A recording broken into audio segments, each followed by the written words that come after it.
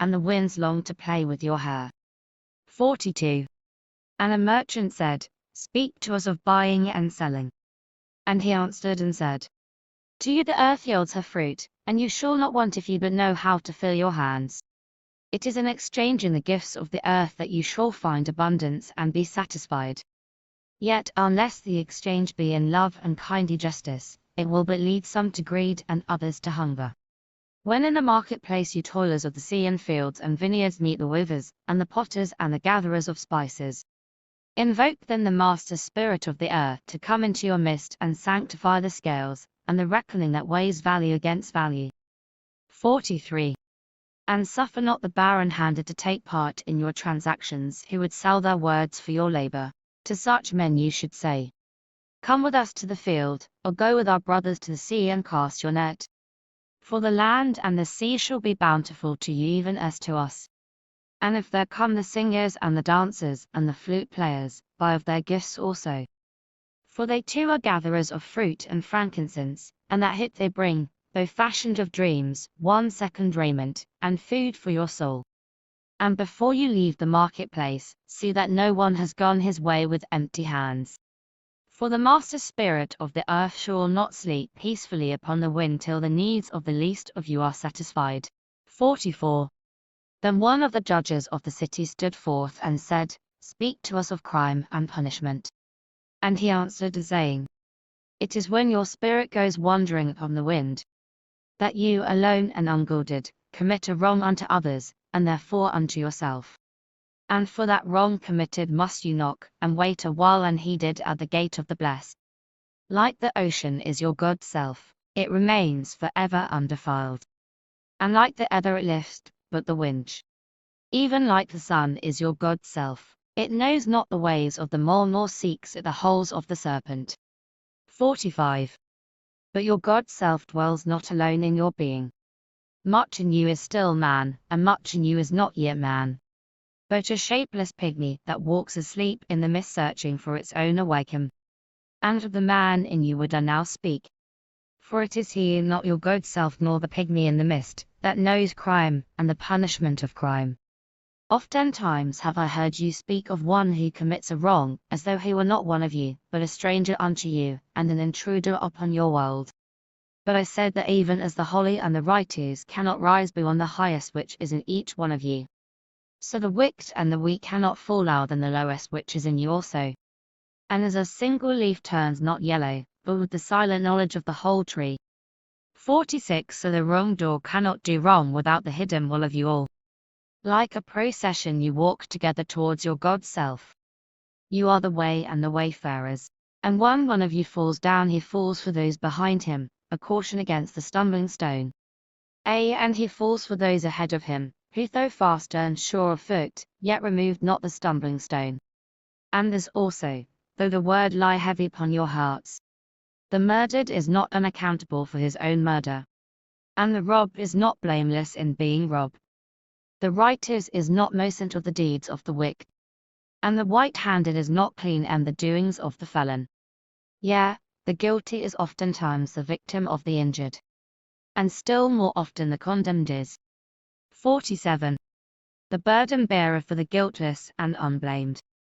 You cannot separate the just from the unjust, and the good from the wicked.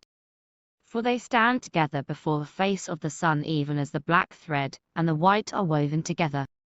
And when the black thread breaks, the weaver shall look into the whole cloth, and he shall examine the loom also. If any of you would bring to judgment the unfaithful wife, let him also weigh the heart of her husband in scales, and measure his soul with measurements. And let him who would lash the offender look unto the spirit of the offended. And if any of you would punish in the name of righteousness, and lay the axe unto the evil tree, let him see to its roots. And verily he will find the roots of the good and the bad, the fruitful and the 48. Fruitless, all entwined together in the silent heart of the earth. And you judges who would be just, what judgment pronounce you upon him, who though honest in the flesh yet is a thief in spirit? What penalty lay you upon him who slays in the flesh yet is himself slain in the spirit? And how prosecute you him who in action is a deceiver and an oppressor? Yet who also 1 second aggrieved and outraged? And how shall you punish those whose remorse is already greater than their misdeeds? Is not remorse the justice which is administered by that very law which you would fain serve? Ye cannot lay remorse upon the innocent nor lift it from the heart of the guilty. Unbidden shall it call in the night, that men may wake and gaze upon themselves. 49. And you who would understand justice, how shall you unless you look upon all deeds in the fullness of light? Only then shall you know that the erect and the fallen are but one man standing in twilight between the night of his pygmy self and the day of his God self. And that the corner-stone of the temple is not higher than the lowest stone in its foundation. 058 262,157 greater than sign so. Then a lawyer said, But what of our laws, master? And he answered, You delight in laying down laws, you delight more in breaking them. Like children playing by the ocean who build sand towers with constant, and then destroy them with laughter. But while you build your sand towers, the ocean brings more sand to the shore. And when you destroy them, the ocean laughs with you. Verily, the ocean laughs always with the innocent. But what of those to whom life is not an ocean, and man-made laws are not sand towers? But to whom life is a rock, and the law a chisel with which they would carve it in their own likeness? What of the cripple who hates dancers? What of the ox who loves his yoke, and deems the elk and deer of the forest stray and vagrant things? What of the old serpent who cannot shed his skin, and calls all others naked and shameless? And of him who comes early to the wedding east, and when overfed and tired goes his way, saying that all feasts 060 greater than sign are violation, and all feasters lawbreakers? What shall I say of these save that they too stand in the sunlight, but with their backs to the sun? They see only their shadows, and their shadows are their laws. And what is the sun to them but a caster of shadows? And what is it to acknowledge the laws, but to stoop down, and trace their slidos upon the earth? But you who walk facing the sun, what 52 images drawn on the earth can hold you? You who travel with the wind, what weather vane shall direct your course? What man's law shall bind you if you break your yoke, but upon no man's prison door? What laws shall you fear if you dance, but stumble against no man's iron chains? And who is he that shall bring you to judgment if you tear off your garment yet leave it in no man's path? People of Orphalese, you can muffle the drum, and you can loosen the strings of the lyre, but who shall command the skylark not to sing? 53. And an orator said, Speak to us of freedom. And he answered, At the city gate and by your fireside I have seen you prostrate yourself and worship your own freedom. Even as slaves humble themselves before a tyrant and praise him though he slays them. In the grove of the temple and in the shadow of the citadel I have seen the freest among you wear the freedom as a yoke and a handcuff.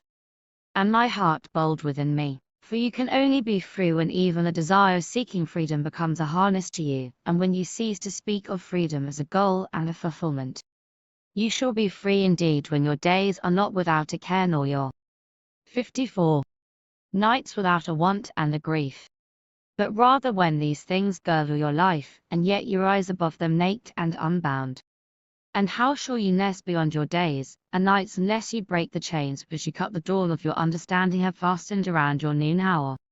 In truth, that which you call freedom is the strongest of these chains, though its links glitter in the sun and dazzle your eyes. And what is it but 11 tons fragments of your own self you would discard that you may become free? If it is an unjust law you would abolish, that law was written with your own hand upon your own forehead. You cannot erase it by burning your law books nor by washing the foreheads of your judges, though you pour the sea upon them. And if it as despot you would deed.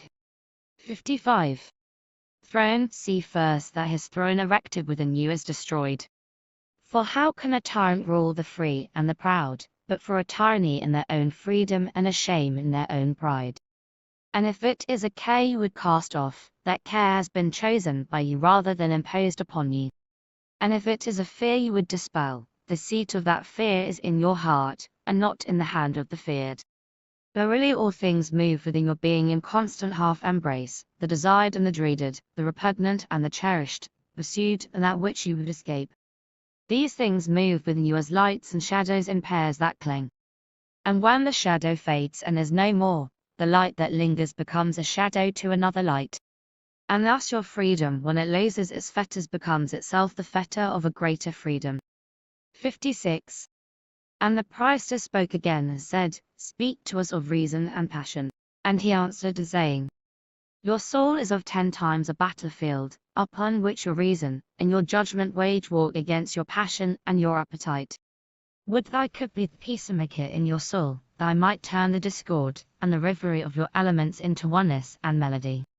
But how shall I unless you yourselves be also the peacemakers, nay, the lovers of all your elements? Your reason and your passion are the rudder and the sails of your seafaring soul. If either your sails or your rudder be broken, you can but toss and drift, or else be held at a standstill in mid-seas. 57. For reason, ruling alone, is a force confining, and passion unattended, is a flame that burns to its own destruction. Therefore let your soul exalt your reason to the height of passion, that it may stand. And let it direct your passion with reason, that your passion may live through its own daily resurrection, and like the phoenix rise above its own ashes. I would have you consider your judgment and your appetite even, as you would two loved guests in your house. Surely you would not honor one guest above the other, for he who is more mindful of one loses the love and the faith of both. Among the hills, when you sit in the cool shade of the white poplars showing the peace and serenity of distant fields and meadows, then let your heart say in silence, God rest in reason.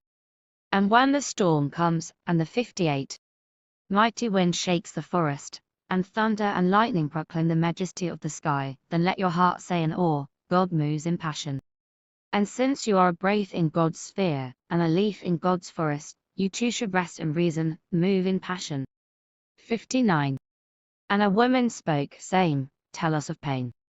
And he said, Your pain is the breaking of the shell that encloses your understanding. Even as the stone of the fruit must break, that its heart may stand in Tl1e sun, so must you know pain. And could you keep your hurt in wonder at the daily miracles of your life, your pain would not seem less wondrous than your joy. And you would accept the seasons of your heart, even as you have always accepted the seasons that pass over your fields. And you would watch with serenity through the winters of your grief. Much of your pain is self-poison. It is the bitter potion by which the 560S1 within you heals your sick self. Therefore trust the physician, and drink his remedy in silence and tranquility. For his hand, though heavy and hard, is guided by the tender hand of the unseen. And the cup he brings, though it burn your lips, has been fashioned of the clay which the potter has moistened with his own sacred tears. And the man said, Speak to us of self-knowledge. And he answered, saying, Your hearts know in silence the secrets of the days and the nights. But your ears thirst for the sound of your heart's knowledge. You would know in words that which you have always known in thought. You would touch with your fingers the naked body of your dreams. And it is well you should. The hidden wellspring of your soul must needs rise and run murmuring to the sea. And the treasure of your infinite day thus would be revealed to your eyes. But let there be no scales to weigh your unknown treasure. And seek not the depths of your 62 knowledge with staff or sounding line. For self is a sea boundless and measureless. Say not, I have found the truth, but rather, I have found a truth. Say not, I have found the path of the soul. Say rather, I have met the soul walking upon my path. For the soul walks upon all paths. The soul walks not upon a line, neither does it grow like a reed. The soul unfolds itself like a lotus, countless petals. Then said the teacher, Speak to us of teaching. And he said, No man can reveal to you aught, but that which already lies half asleep in the dawning of your knowledge. The teacher who walks in the shadow of the temple, among his followers, gives not of his wisdom, but rather of his faith and his lovingness. If he is indeed wise, he does not bid you enter the house of his wisdom, but rather leads you to the threshold of your own mind. The astronomer may speak to you of his understanding of space, but he cannot give you his understanding.